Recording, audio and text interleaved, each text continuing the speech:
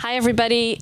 Welcome to the American Library in Paris. I'm Rachel Donadio. I'm the curator of cultural programs here. And this was the rollout of our first event in our Ways of Seeing, which is a new thematic programming series which emphasizes connections between writing and visual art and unique perspectives. And it will run from now through mid-2026. Thanks to the former American Center for Art and Culture, the library has launched an ambitious strategic plan, Vision 2027, and Ways of Seeing is part of this initiative. So we hope you'll join us for more programming along the way. We're really excited this evening to have an all-star panel to talk about the restoration of Notre-Dame, something that all of us here in Paris feel very strongly about and care about a lot. Unfortunately, the photographer Thomas van Houtrieve wasn't able to make it tonight, but we will be selling copies of his beautiful book after the event, as well as copies of Axelle's book of sketches. I would like to introduce the panelists. They will speak for about 45 minutes, and then we'll open it up to questions from you in the audience. Starting at my right, Aurelien Breeden is a Franco-American journalist who has been a reporter at the Paris bureau of the New York Times for over a decade. He covers a broad spectrum of news, including the 2019 fire at Notre-Dame Cathedral and the efforts to rebuild it. He has a dual master's degree in journalism and international affairs from Sciences Po in Paris, where he teaches an 8-week writing and reporting workshop. Axelle Ponsonnet is an architect who graduated from the École d'Architecture de Paris-Belleville, and she's been involved in the reconstruction of Notre-Dame for the past 4 years, overseeing the lead roofing. She's passionate about imagery and drawing and has been sketching the site since 2020, providing an intimate and privileged perspective on the rebuilding process of the iconic structure. Hank Silver is an American timber frame carpenter who has spent close to 2 years working on the restoration of Notre Dame. Born in New York City, Silver honed his craft in Vermont before opening his own workshop in Western Massachusetts. Since 2018, he's been a member of the France-based volunteer crew Charpentiers Sans Frontières, Carpenters Without Borders, whose mission is the restoration of world carpentry heritage and the transmission of the skills and techniques to future generations of craftspeople. And last but not least, we have our fabulous moderator, Erin Ogunkeye, who grew up in the suburbs of Philadelphia, but has spent more time living in Paris than any other city. She studied French law before realizing she wanted to feel a closer connection to the rest of the world by following, relaying, and breaking down current events, perhaps not too differently from the way a lawyer connects with a jury. She is an anchor at France 24, and she presents around the world from Thursday to Sunday. Please join me in giving our panelists a very big round of applause.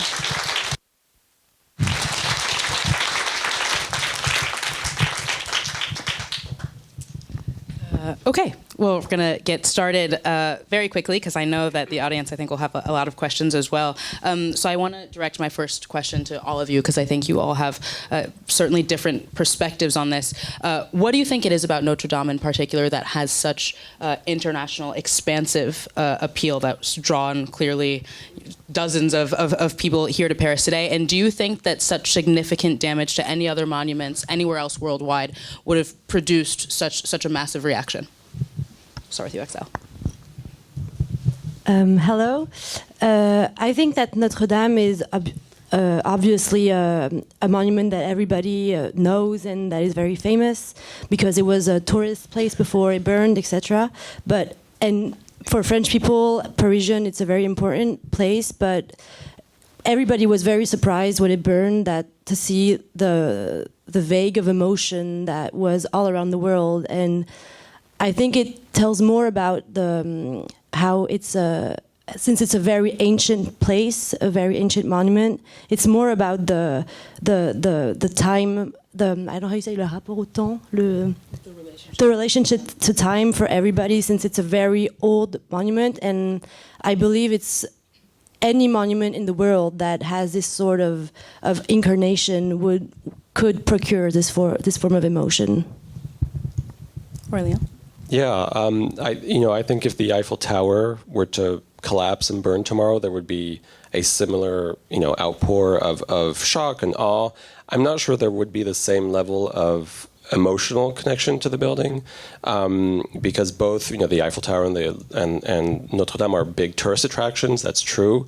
I think what sets Notre Dame apart is, to go to your point, it's a very, very old building, and I think that speaks to. I see this in messages that readers will send when we write about Notre Dame, to Americans especially, that sense that it's the epitome of an old European building, a relic of 800 years of history, which is something the Eiffel Tower doesn't have. But also it's a place of worship, and I think even for people who are not practicing Catholics or who are not religious at all, that on some level that makes the building, that sets the building apart, I think, from others. I can't, off the top of my head, I'm not sure what other building would necessarily produce the same reaction around the world, but probably something equally old and equally spiritual in nature probably would have the same effect, I'd imagine. Thank you for having me also, and for the questions. But Notre Dame, I know that in France it's been such a focal point of almost every stage of French history, from even starting it's built on the ruins of a Roman church, and Napoleon his coronation was there, and during the Revolution they beheaded the statues and melted down the gold, and it's witnessed all of French history. De Gaulle, after the liberation of Paris, held a big ceremony there, and so it's for the French people, it's an extremely important, uniquely important place. And then the popularity of the Victor Hugo novel and the film adaptations and stage adaptations have sent this story of Notre Dame around the whole world. But I do think that other buildings, I don't know, the Taj Mahal or something, every country, maybe not every country, but I'm sure there is like a focal point building that would have the same status if it were to burn.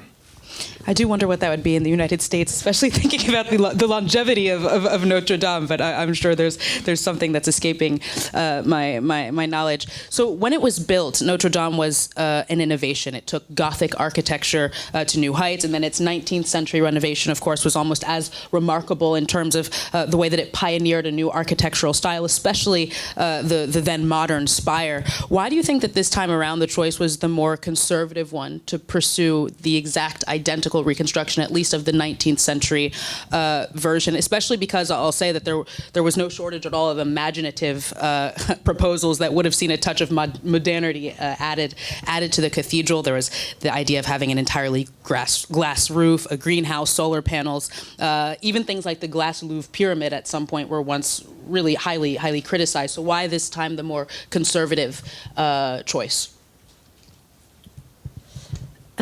I think there's different subjects around this. It's more that, first of all, there's a question of how much time we had to redo it, and we have to keep in mind that the day it burned, the president said we had 5 years, and 5 years is very short, and so it would have been impossible to do something that was smart and rich and coherent, to do it in 5 years if it was new. So that's, I think, a very important contrainte about this. And secondly, I didn't have an opinion about this at first because, I don't know, maybe it could have been interesting to do something modern and to mark our century. But now I feel that Notre Dame has gone through a lot of time, hundreds of years, and maybe it talks about each century is represented in Notre Dame, and maybe our century is more about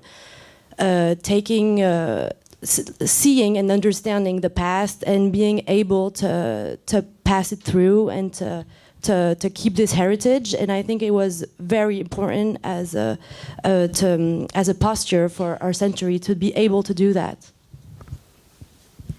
I mean, I think it's, first of all, I don't think the idea was ever very popular of doing, because it was floated at the very beginning, this idea of a contemporary architectural gesture. It was never very popular, with the general population, with art historians, even with the government itself. I never felt like they had been floated, but they were never fully behind it. And something that came up a lot when you talk to people who worked on the project is essentially, if it isn't broken, if it isn't broken, you don't need to fix it. And obviously, it was broken because of the fire. But the thinking was, that was an accident, and the building itself had really stood the test of time. It didn't suddenly collapse one day, which might have led you to think, well, we need to rethink the way it's built. Maybe we need to, make it more contemporary, change the building in that way. But since that was kind of the thinking for a lot of people who worked on it, was it was magnificent in the way that these techniques that were used 800 years ago, or going back to the 19th century for what Viollet-le-Duc did, they stood the test of time. So I think my sense was that it was also a mark of respect in that regard. I think that was also one of the important reasons why they decided ultimately to leave it the way it was. Except for they are doing the 6 stained glass windows, but when you look at the level of debate and controversy that little thing has caused, I mean, it gives you a sense of how much bigger of an outcry there would have been if they had decided to, add a giant glass spire or something. Hank, I see you shaking your head at the idea of redoing these the stained glass windows. Did you fully subscribe to the idea of rebuilding Notre Dame as well, exactly as it had been done in the 19th century? The restoration. I was just laughing at the controversy because, I mean, if 5 years ago they were drawing like a swimming pool on top of the nave and now it's like, oh, they're changing the stained glass windows. And so, I think that when Viollet-le-Duc led the restoration in the 19th century, there was no concept of what restoration meant. There was a big sort of polemic at the time, and he was making this gesture. He was making an argument that restoration could be that he somehow had tuned into this high Gothic, flavor that he was manifesting, an idea of what he thought the spire might have been, or inventing it. I don't even know if he felt he was inventing something or if he believed that he was sort of tuning into what had been there. But I agree with Aurelien, and it's why fix it? It's lasted 800 years. What modern material will last 800 years? We don't know. We don't know if glue laminated beams will hold up for 800 years. So stick with what has been proven. This next question is for you, I think, Aurelien. As a journalist, I think one of the big surprises about this monument and the reconstruction process is just how little political bickering there was about it. And I imagine as a journalist, it's kind of a rare occurrence, be it covering the U.S. or anywhere in Europe, really. Why do you think that this produced such a rare source of political unity where so many events fail to do so, especially because the question of renovation really could have been a rather controversial one? Is Notre Dame, in that sense, the real and only national assembly in France today?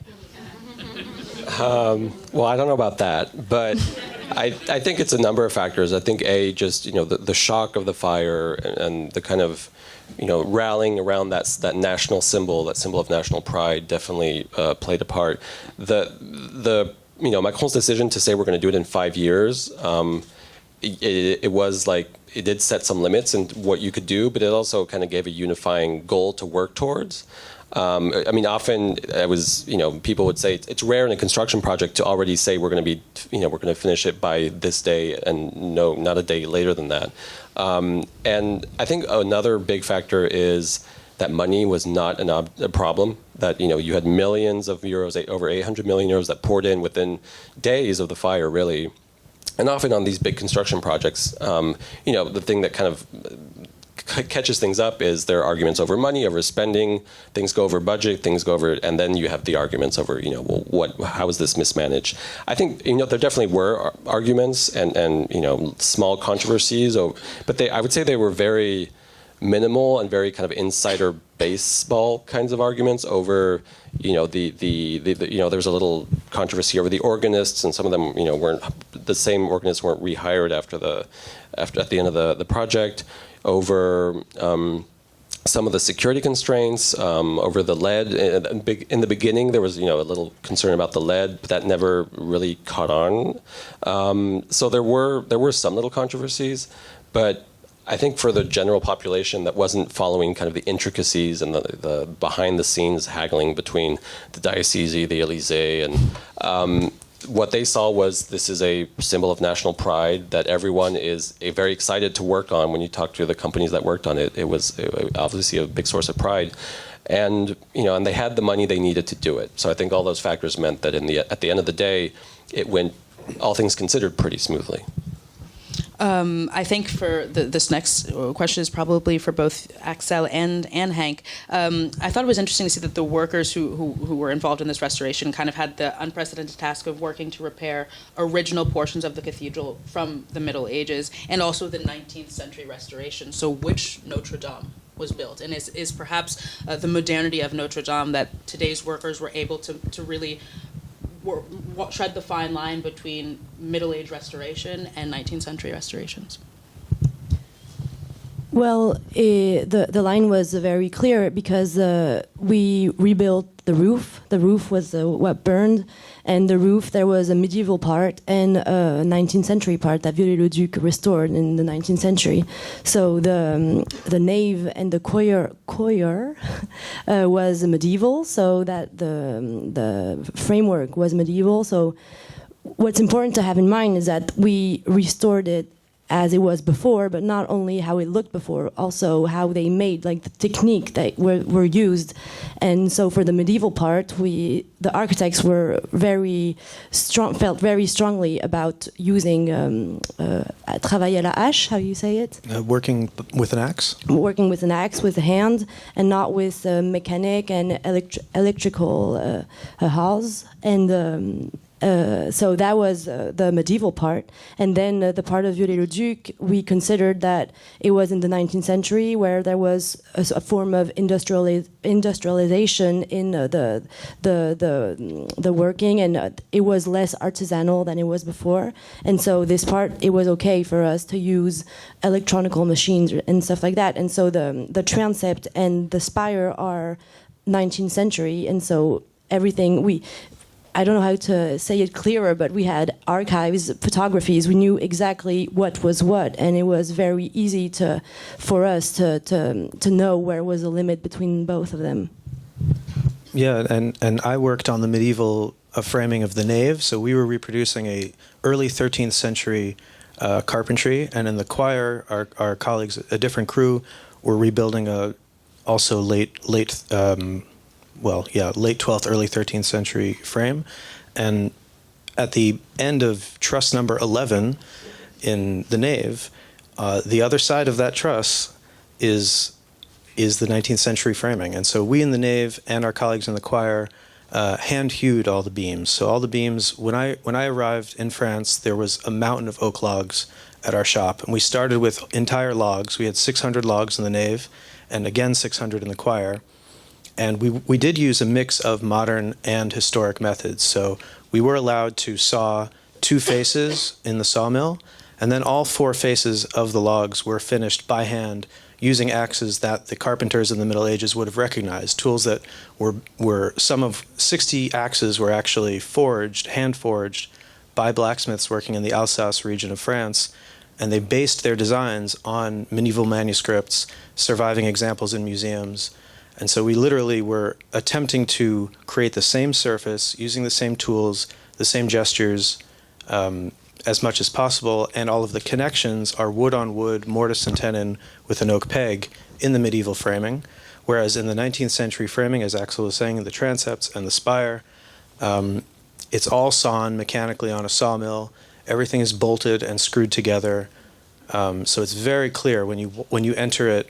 If you're at all paying attention, you can see the surface is not the same. The medieval framing is kind of alive in a way because it's all hewn, so it ripples, and you can see that these were living trees. We followed the grain, and it's alive in a way that the 19th century framing is not, whereas the 19th century framing is extraordinarily complex geometrically, and equally beautiful, but in a different way. This project, as you said, involved doing research on and then reproducing building techniques from the Middle Ages. But what role did modern technology play in the process? Were there any aspects of these repairs that would have been impossible without the modern tools and techniques we have today? In other words, in order to kind of reproduce Notre Dame as it was before, are we obligated to use advanced technology only available today? I think it's what's interesting is that we use both, but the modern technologies were really only tools for us to be able to redo this historic construction, and it was there to help us, but it didn't guide the restoration, and that's what makes this project very different from any other architectural project that is going on today, because as an architect today, you have to have these very modern technologies, even just like to draw, we have to use computers, etc. What was really interesting in Notre Dame is that when we did the studies as architects before the construction started, we chose to draw by hand the hundreds of assemblies of the spire. There's like 2,000, and maybe we drew 400, I don't know, because we knew it would be faster than to do a 3D model on a computer. And what was very interesting is that we had the liberty and the place to be able to make these choices, and that was very rich and very interesting. And then when the construction started, of course, we had these modern technologies, the scaffoldings, and all of that was very important, just also for the safety of the workers and stuff like that. And it was a very important part of it, but it wasn't what guided the project. And similarly, I can really only speak to the carpentry side of it, but I know that there was a digital point cloud generated by these laser scans at some point well before the fire, but really the plans were mostly based on these hand drawings that Rémy Froment and Cédric Tranceau. Rémy Froment is one of the chief architects, the architect in charge of the carpentry aspect.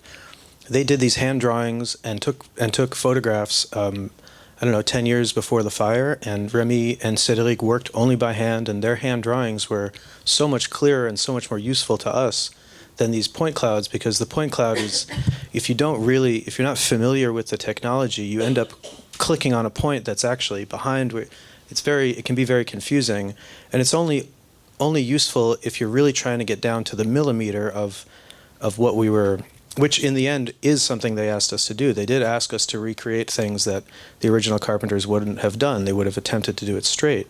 But so, yeah, I know that the hand drawing and there was a mix.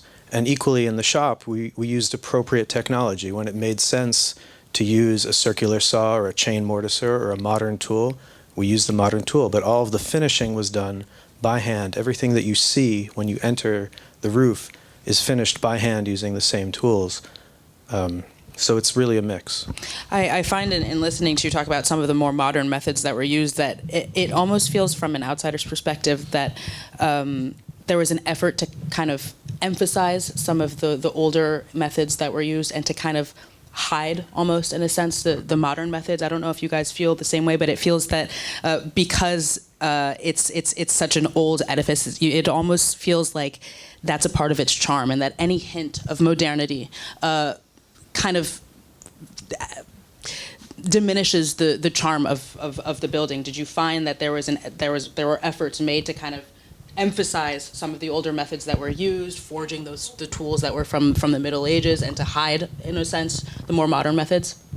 Well, I don't know if we were necessarily hiding it. I mean, we were tasked with rebuilding in 5 years. The carpentry aspect was done in 40 years back in, at the turn of the 13th century. And so we had a very strict deadline. Actually, to say 5 years isn't even true, because we did the carpentry aspect in 2 years, the part that I participated in.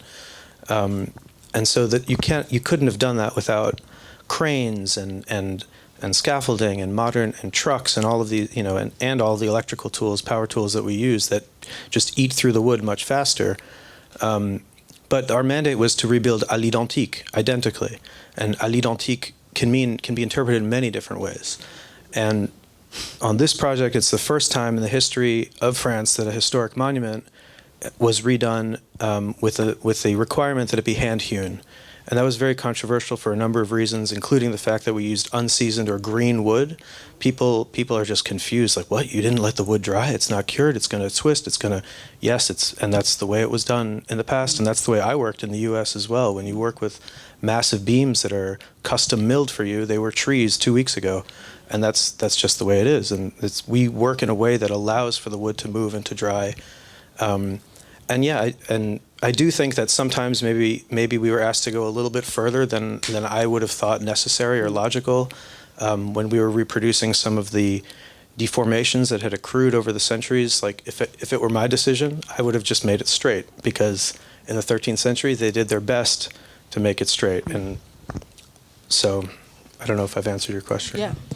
Aurelien, do you, in your coverage of the restoration process, do you think, now that it's finished, do you think that it's been seen universally as a success here in France?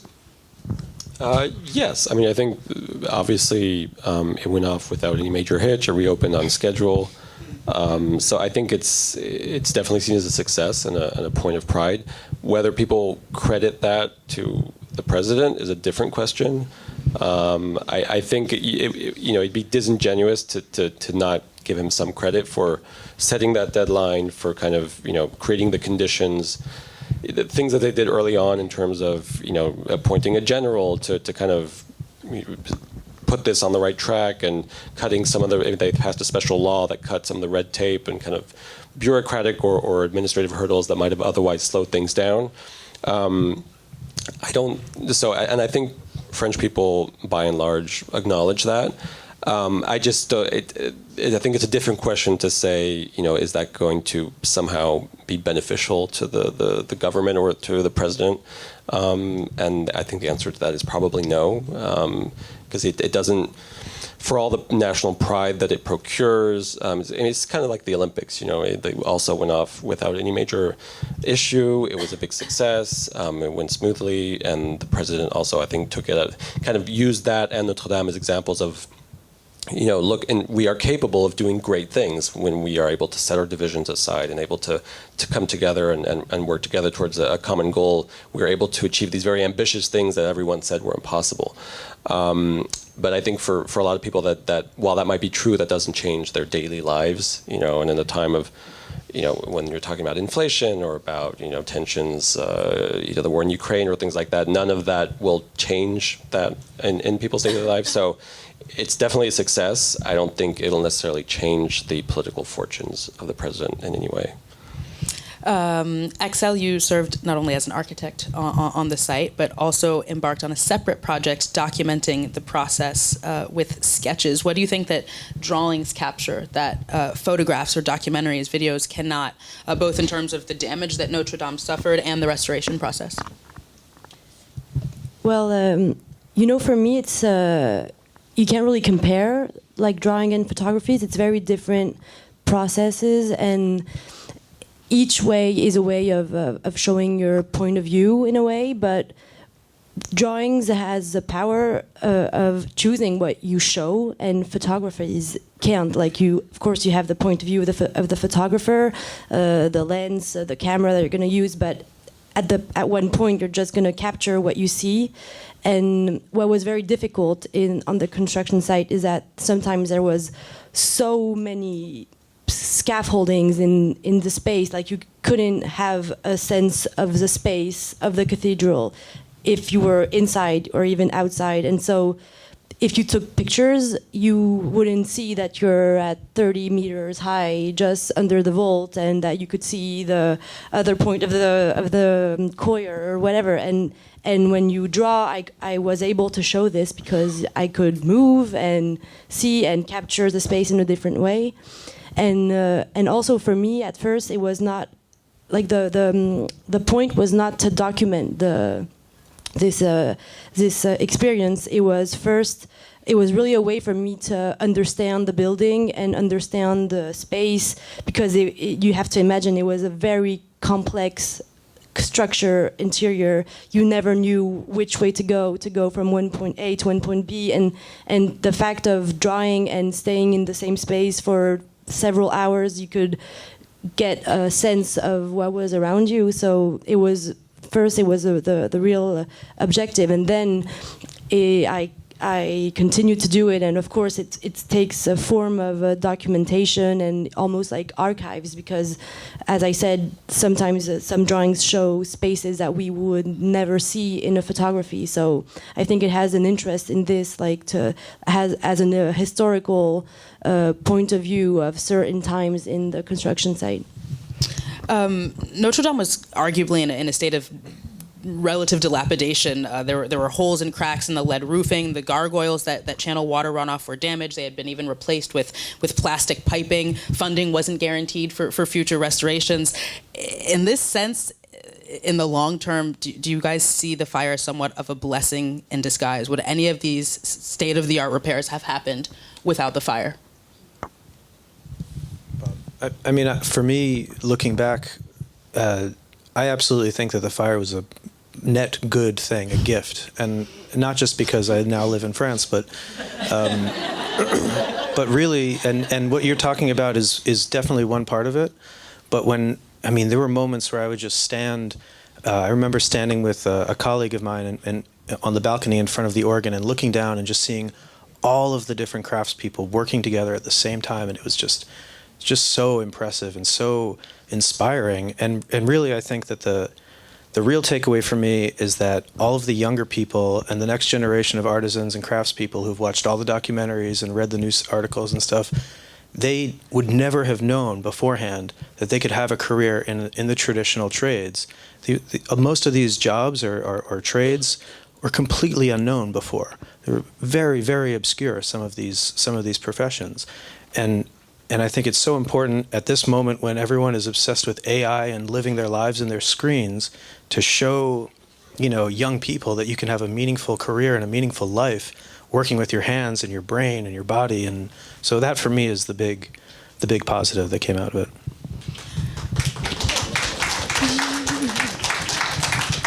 I completely agree with Hank, but I still want to say that for some people it was a very traumatizing experience, this fire. So it's, of course, it was a great opportunity, and I think that we took the best out of it in all of this collective experience, and it was a very beautiful energy that was in this place.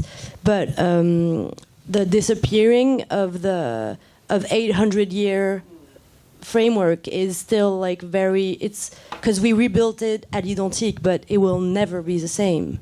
So that's something to keep in mind, and I think we did the best to respect this heritage, but still it's never I don't know how many framework we have that are from the 12th century in France today. So but I think it was also important to show that we have to take care, and because you're right, Notre-Dame was not in a good state when it burned, and so I think it was a very powerful message to say that we have to be careful and that accidents like this can be worse than what happened. So Hank, as an American carpenter, I mean, you're talking about kind of the romantic aspects between what this process revealed about certain jobs that people can do. How do you see the corporation of Compagnons du Devoir, the French artisans and craftsmen that have been around since the Middle Ages and were involved not only in rebuilding Notre Dame, but also in building and restoring sites across France? Do they use techniques that are also used elsewhere? And when you say that, this is a reminder that there's other more meaningful jobs that people can do, is that true? How much of how many people will be able to have access to what you described in other articles as kind of the job of a millennia, really? Well, I mean, this specific job obviously is wrapping up, but the Compagnons du Devoir, obviously we don't have a comparable institution in the United States. For those who don't know, the Compagnons du Devoir trace their lineage to the Temple of Solomon. I'm not sure how accurate that is, but they have kept alive through an unbroken master-apprentice tradition the sacred geometry drawing techniques that were used by the Gothic builders to build the vaults and the carpentry of the great cathedrals. And they still, every day, these kids, every night, spend 2 hours learning these developed drawing techniques, which in French is called l'art du trait, the art of the line, which in English we call stereotomy. And that's an extremely powerful technique that allows you to draw and then build, the most complicated building that Frank Gehry could draw. You can build using no mathematics and hardly any measurements, just swinging a compass and drawing lines. And it's absolutely incredible that in France this tradition is still alive and continuing. What was the other part of your question? In the U.S.? I can't remember, but I think that answers it. Okay. I think hopefully we can get through 2 more before we open things up. I think, and Axelle, you touched upon this earlier. Each different layer of Notre Dame reveals something different about the period in which it was built, be it renovations, restorations. What tale do you think that the renovations that have been completed now will tell about our times? It's a complicated question, but I think that it showed that we can and we have to learn from the past. What I think was really interesting as an architect to work on this project is how much we learned by studying for so long the same subject. There's no work where you spend 4 years on just the lead of a roof of a building. But by spending so much time and trying to understand how builders did before, because there was a real genius, before in the art of all of these traditional methods. And I don't want to say that we lost them, because people said that we lost them and that we wouldn't be able to rebuild Notre-Dame à l'identique, and actually we didn't lose them and we were able to redo it. But it's a fragile it's a fragile balance to be able to keep this knowledge, and it's a knowledge for worksmen and also architects, and also every job that worked on Notre Dame has to be careful and to maintain this heritage. And I think it was very interesting. And I'm young, and I didn't think I would work on this type of project, and I don't think I will ever again in my life. But I think that it was a very good lesson to learn of a way of working. Yeah, I mean, I don't know that I can be much more eloquent than that.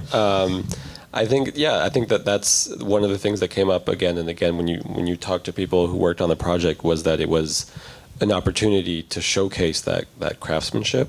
I don't know how much of I think it might be a little early to tell how much of a revival in those trades it will create. I mean, there were signs of that kind of enthusiasm during the project. Obviously, that this kind of project is not going to come up regularly. So the question is, how do you deploy those skills afterwards? And I mean, I think maybe one way to answer the question is I think one of the best ways to honor the spirit of the project would be because in France there's some 40,000 churches around the country, and a lot of them are dilapidated and in dire need of funds. And there's been there was at the initial, after the fire, when donations were pouring in, people were obviously thrilled, but there's also this sense that there are other places around France that could use the same kind of attention, the same kind of funds. And if once this project ends, it's an opportunity to turn attention to those places, that would be, I think, maybe the best way to both to keep those skills alive and to deploy them elsewhere. And I don't know if that answers the question, but I would add that I think it already has pushed certainly the envelope of what a restoration can mean, because often people have just assumed that, well, you keep the same form and maybe you use a similar design, but we've actually, with Notre Dame, kept revived some of these skills and kept the actual way of working alive. And I know that there are other projects that are looking to Notre Dame, specifically the Bourse, the Copenhagen Stock Exchange, which burned this year. They're looking at doing the same thing, and it is having an effect already. I am looking at the clock. I imagine it's time to open things up. Yeah.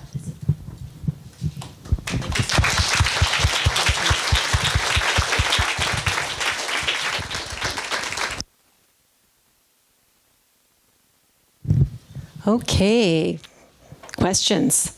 We've got several. Okay, let's start over there. Can you hear me? Hank said this project was wrapping up. I read in the paper that there was going to be work being done for the next 2 years or so. Are both things true? There's just less carpenter's work, but the project is still continuing. They're doing the restoration of the outside of the building for the next 3 years. Yeah. Yeah, there are a number of things that, I mean, the goal was always to reopen within 5 years so that people could go in and the building could become a place of worship again. But there's still a lot of work that's going to be done on the outside of the building. They're also, I mean, this is not directly connected to the cathedral, but the city is working on redesigning the kind of the whole area around the cathedral. So, I mean, you shouldn't expect, construction to stop for at least the next 4 or 5 years at least.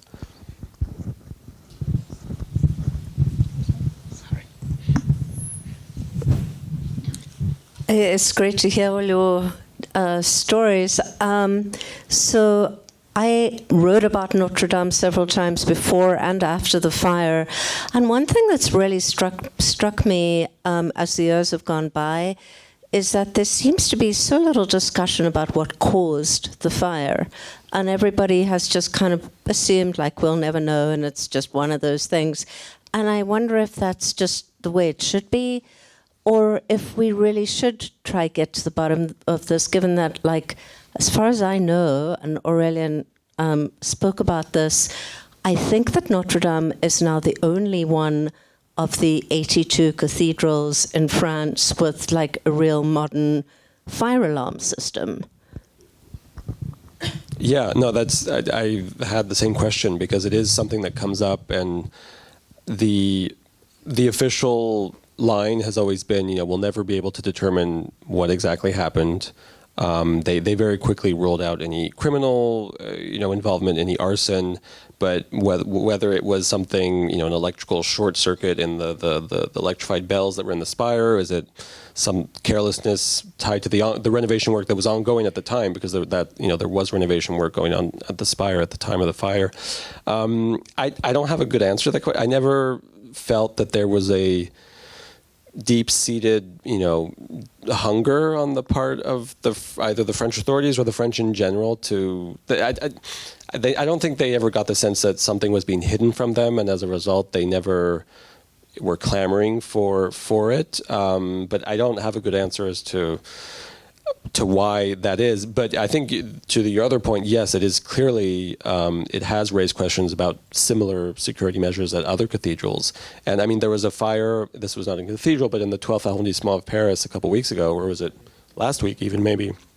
A similar kind of situation. So it does raise the question of how many of these have to happen for kind of more robust fire protection systems to be put in place. They announced after the fire they had a big plan to do so, but that's when you kind of run into the money problem, which was not a problem for Notre-Dame because the money just kind of poured in.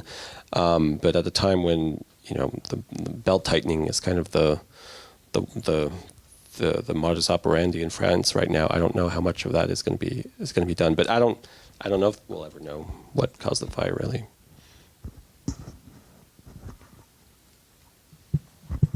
Thank you very much.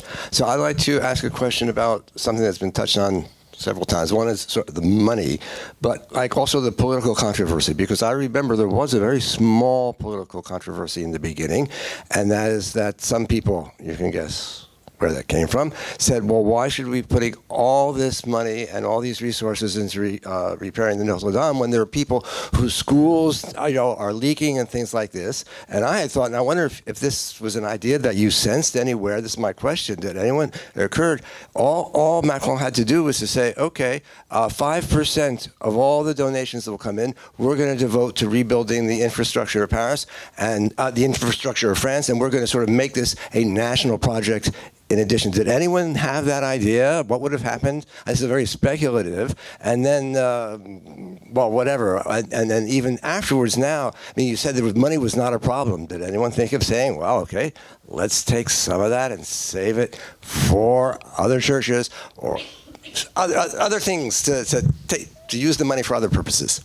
Yeah. I mean, that was definitely, especially when the fire happened, it was around the time of the Gilets jaunes. I mean, there definitely was a debate at the time about what is worth spending money on, and is there some of this that could be put to not better use, but could be used for other purposes.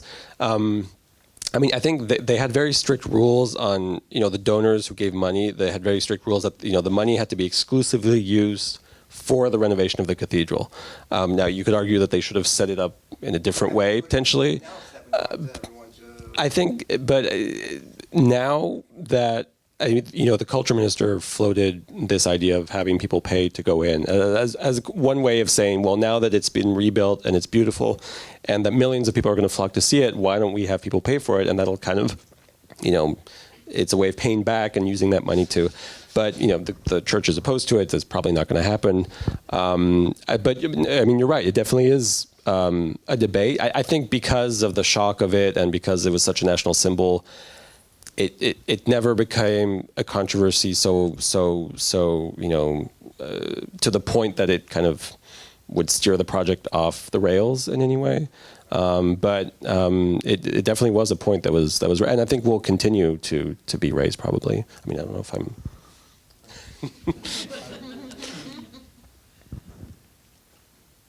Anyone else? Hi. One of the most astonishing things when you walk in now is how bright it is and how clean it is and how vibrant the colours are in the side chapels. I mean, that was really striking to me, and I wonder whether there's like an irony in that by restoring something to make it identical, as it were, it actually looks newer than it has done for a very long time. And the mere word Gothic, you think of dark and creepy, and it's like Willy Wonka in there now.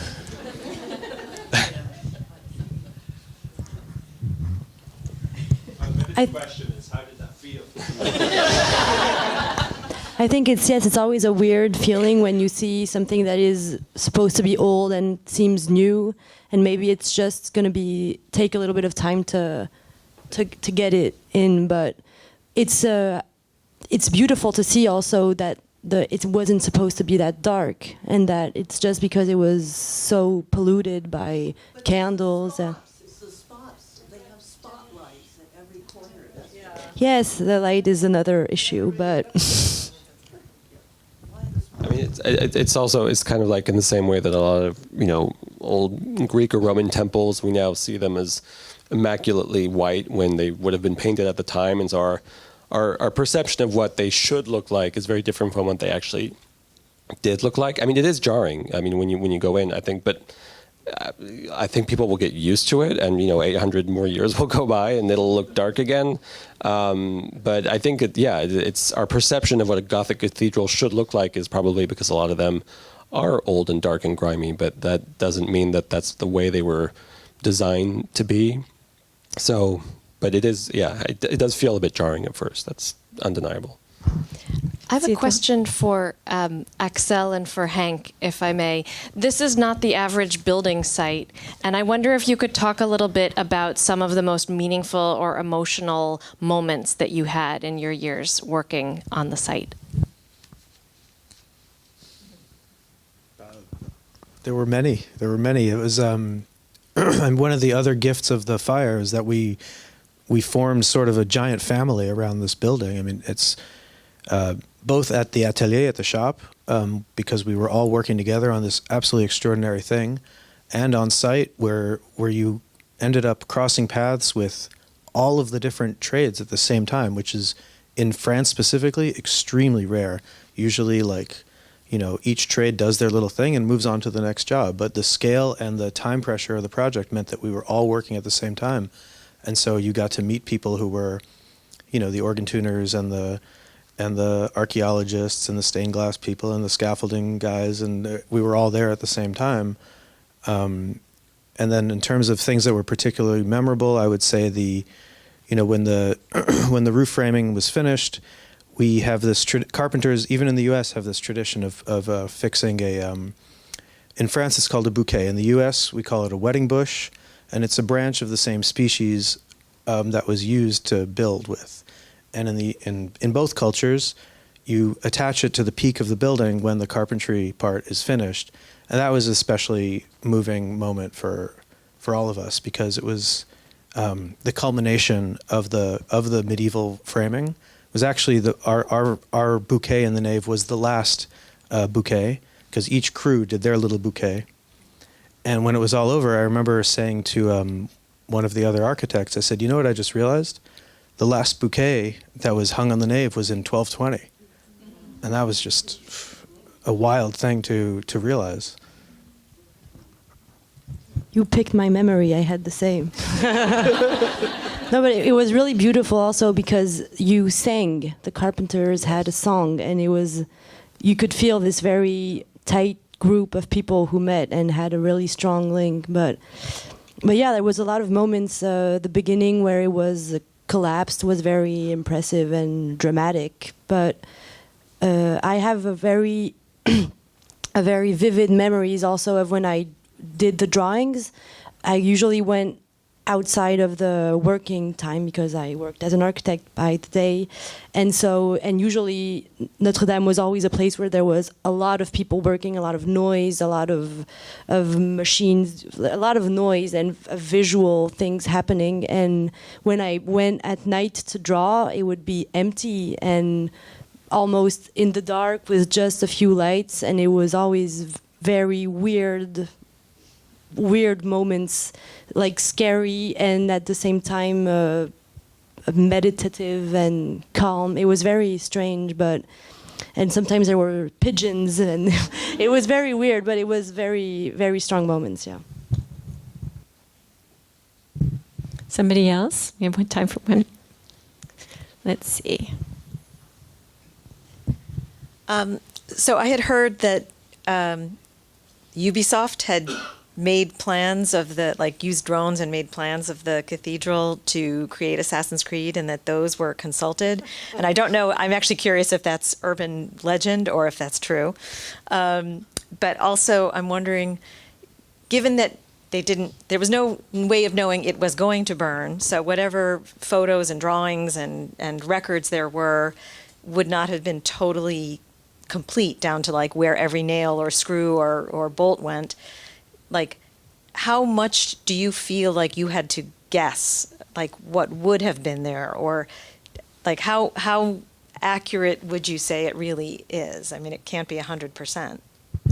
It's not 100%, and that's why it's never going to be the same, but it's still very close because we spent a lot of time. It was almost like an investigation, you had a lot of different proofs and pictures, even internet pictures of tourists who took the right angle, and we would see so it was very interesting to do this work, but at some times it was also interpretation of how did they do it at that time, and that was why it was very interesting. Is that it's not that we just redid it identical. Is that we had to have the same mindset to understand the culture at that time and why they would do this type of assemble and not another.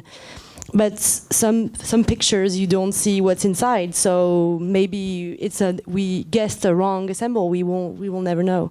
And for the Ubisoft thing, it's not true. Well, at least I heard about it, but we never use this type of 3D scans. Really, the most important pieces that we had are these drawings made by the two architects 10 years ago and 15 years ago now, and because they could put une règle, A ruler. like a ruler inside of the wood to look. They could guess what was inside of the wood and how the pieces were assembled together, as in scans or pictures you would never know. So that was the most documented piece that we had. Yeah, we did have a remarkable level of detail, at least in the section that I worked on. There was really, I can only remember one area where we had a discussion with Remy and the other architects about what this one detail isn't accurately drawn. What could it be? And they had to sort of, with us, decide what that detail was going to be. But yeah, in terms of, is it identical? No, I mean, of course it's not identical. They're not the same trees. It's not the same. But really, the way I'm thinking about it these days is that it's sort of like a piece of music, and you have the same notes, and you're playing the same instrument, and it's an interpretation, and it's the same piece. So, if that helps. And just to answer also that, I think that it's very interesting that there was these doubts, and that's really what made this project amazing, because I remember sometimes during the studies where before the carpenters and everybody came to work on site, we did these studies where we gave drawings to the different firms, and to do these drawings we had all of these very specific people that we called to help us. So okay, there was going to be an engineer, a carpenter, people who work in the forest, everybody that could be linked around the framework. And it was amazing because there was all of these high level people and the architects in chief, who are very, very smart and that have a lot of knowledge about all of this, and they would disagree on like the static system of the spire, which is amazing that we don't know exactly how it works. And like today we can go on Mars, but we don't know exactly how the spire works because it's so complex and so thin to understand everything. And I thought that the fact that there was all of this place for doubt was very interesting and very humbling also.